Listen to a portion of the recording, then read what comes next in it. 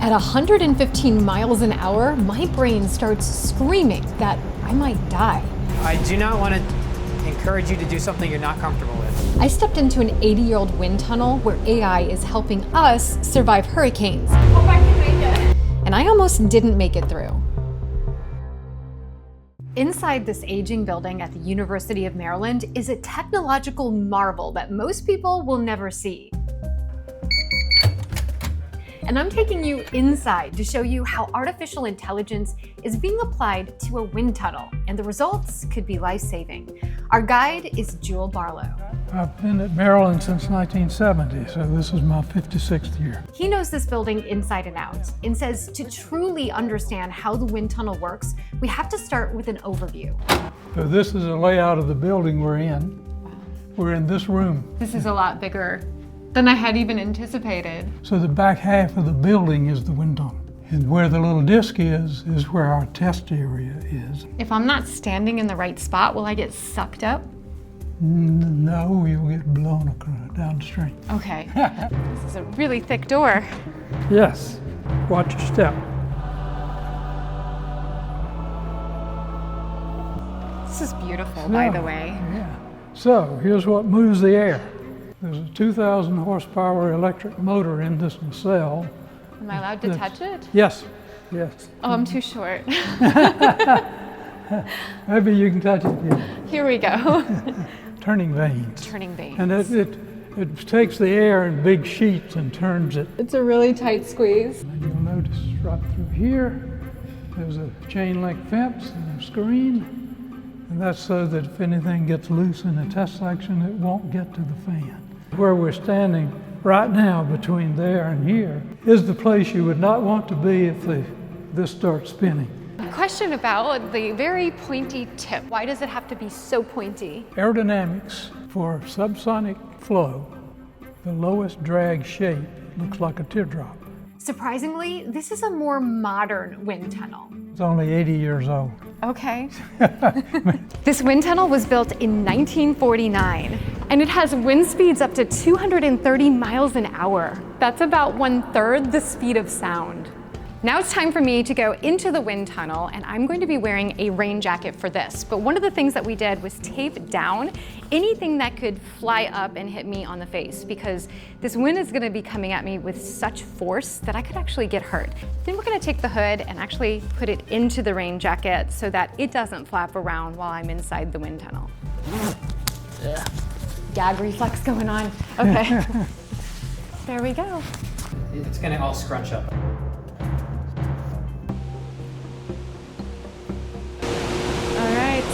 In the circle. I'm going to ask you to step forward here. So we're going to clip you in. Okay. Now I'm going to have you step back so that these are tight. Okay. Perfect. And it's a little helpful sometimes if you almost sit into the harness. Okay.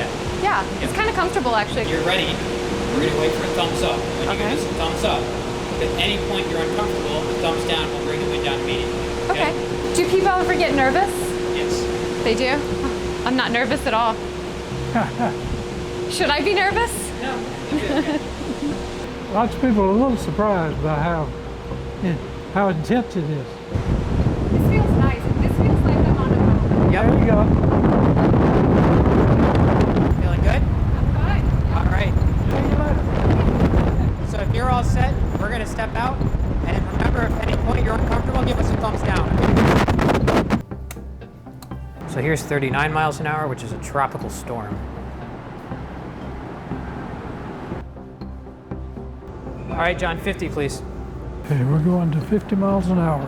We're crossing 50 miles an hour. All right. John, 75, please. Now we're crossing 74, which is category 1. Crossing 96, which is category 2. All right, John, 100, please. At first, it was smooth sailing. But then, the unthinkable. Thumbs down, John. Wind off, please. The moment the wind caught my hood and brought it out of my jacket, I felt like I was in trouble.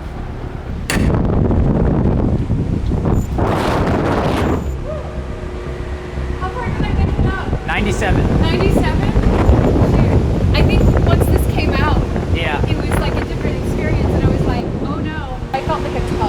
Yep. Should I try to get all the way up there, or what do you think? I do not want to encourage you to do something you're not comfortable with. I know, but I don't want to be the 1/3 that doesn't make it. I'm actually wondering, can we just tape my hood down?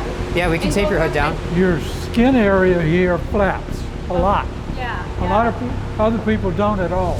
Really? Okay. I'm a flapper. Yeah, thank that you're a flapper. I wasn't going to Correlates, I don't know what the meaning is, it correlates with watching people come through. That means the odds are stacked against me. Sucked right out, huh? But I am determined to see this through.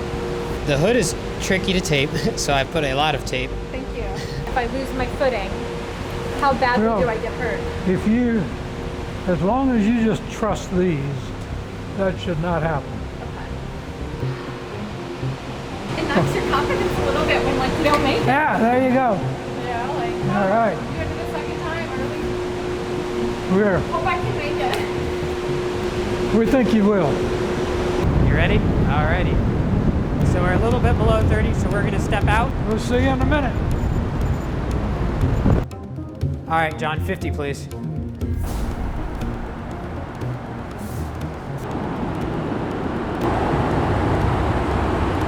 All right, this is 74 miles an hour, category 1. And 75. 100, please.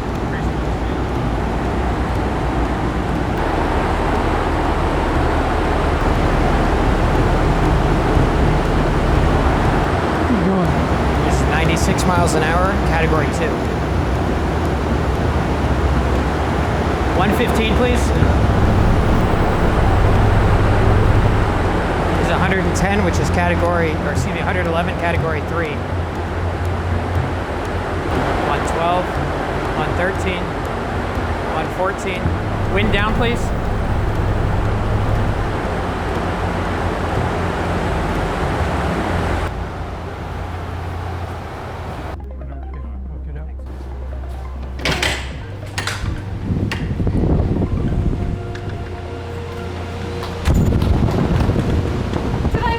You made it. I made it! Woo! Yes! I don't know if anybody got a picture of it, but it hit 115.1. Yep. I saw it. Woo! Thank you. Yes! I'm tired. It's exhausting, yeah. Oh my god. Yes. All right. Did it. Thank you. I gotta breathe again.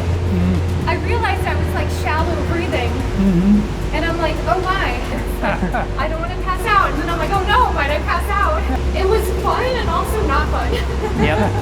But it was overall fun and also a little bit scary. What did that simulate? Was that hurricane? Was that tornado? What? Category 3. Category 3 hurricane. Wow. Yeah. I can't imagine being in that. It's also close to the speed you would fall as a skydiver. Wow. You look like you've just been in the wind. I definitely feel it. Yeah. The flapping is I feel like I can still feel it in my cheeks. I wasn't sure the second attempt if I would make it, because as it started to go more, I started to feel the fatigue. I don't know how anyone functions in that, and yet as a news professional who has covered storms and all kinds of different natural disasters, there are always people who stay despite warnings. Yeah, first responders do it all the time. Technology-wise, was this kind of cutting edge in 1949? Yes, it was. Is it still? It still seems cutting edge to me. Is it still cutting edge 80 years later? The short answer is no. The things that go with this that have advanced so much is the instrumentation. You see those 2 photographs on the wall over there? Yeah. She did data reduction for data collected in this wind tunnel in 1950. So technology-wise, what's changed here is not the wind tunnel, but it's the way measurements are made and the speed and the volume that are possible. Technology is making data collection and analysis faster, but the AI part of this is coming after. And that's where Ellison Riley comes in. She's an associate professor in the Department of Civil and Environmental Engineering at UMD. What's exciting you most about the technology? So when I think about AI and natural disasters, I think about how can we better predict what the weather will be and also what will happen to our infrastructure, hospitals, for example, to know how likely it is they'll lose power, and do they need to bring in generators in advance of hurricanes, or supply chain logistics of like where will pharmacies be most effective. Is AI going to make it so that we don't have to worry as much unless we actually are going to have that event happen? Yes, we can simulate different events that have happened in the past and create a huge amounts of data that we can then use to train algorithms to get just better understanding of like what is possible and how likely are those outcomes. Oh wow, so you can almost like work through something happening before it ever happens. In some ways, yeah, of course. But it's not just natural disaster testing that goes on here. Small vehicles that fly, or things like the antennas that have to operate in hurricane winds. Is that a flying suit up here? That is a jet-powered suit. DARPA was much more protective of any actual videos being done. This was done for the 2002 Olympics. That's the actual Olympic bobsled team. That blue airplane out there is the largest airplane that could go in there. They even test lasers. Pretty impressive. This was so fun, and I learned so much. I want to thank you so much for allowing me into your workspace and to have 2 attempts at the wind tunnel and to make it to You're so welcome. Just wanted to record my thoughts because I keep thinking about this incredible experience while I was in the tunnel around 30 miles per hour. It just felt great. It felt like I was on a boat. 50 miles per hour, it was fine. It was a little intense. 75 miles per hour is when my brain started to say, danger, danger, this is a lot, this is intense. In the 90s is when I started to immediately have visions of everything that could go wrong, of things breaking, me flying off, every little scenario that you could possibly think of, or a big scenario that you could possibly think of, started running through my brain. And so that was partly why I felt like I had to stop the first time and ask some more questions and ask, it was so loud too, like, are my ears okay? Do I need ear protection? What happens if I fall? But how I was able to overcome that like danger feeling in my brain was to create a scenario. So I actually had like someone in my head saying like, she's doing it, Lindsey's, like almost like sports where it's like, yeah, she's overcoming this. And I was thinking about Mount Everest, and I was thinking about different scenarios where I would need that type of endurance and how important it would be to withstand that type of wind. And that's what got me through. I'm really proud. I just feel really victorious that I was able to get to 115.1 miles per hour. If the idea of using technology to help us brave the impossible excites you, you'll want to see what happens when I crash a military helicopter in VR. Click here to watch that next.